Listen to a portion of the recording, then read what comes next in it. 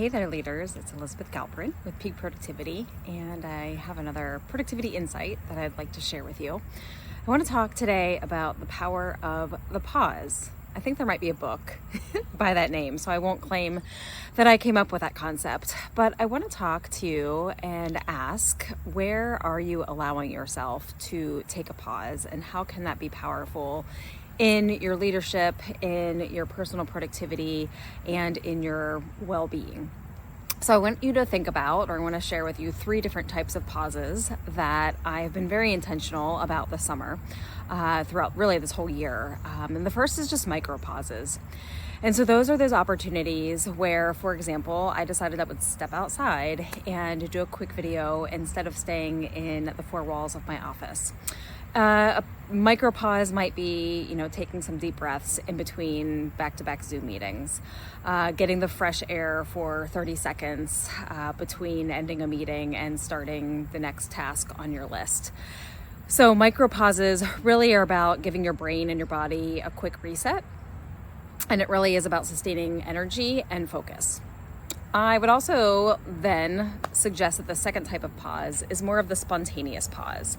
Yesterday was a great example of that for me, where I was really in the flow working on some content for a new training, speech. And it was about 3:30 when I finished working on it.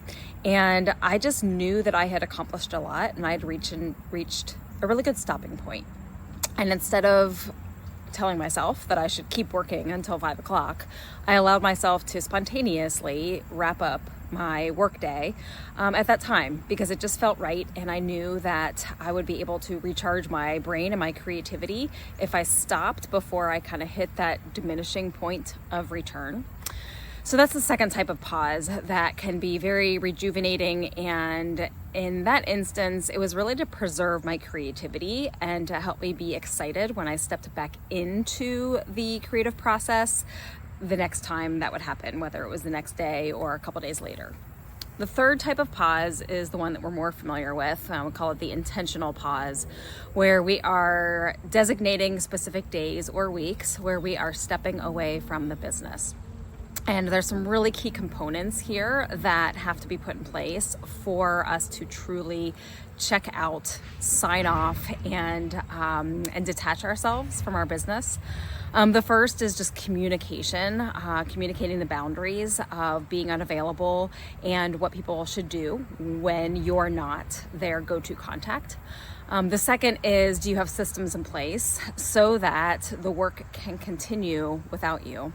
And then the third is really about empowering team and making sure that you are building your business and building your team and your leaders within your organization, empowering them to be able to operate with confidence without you a wall away, house away, or a phone call away.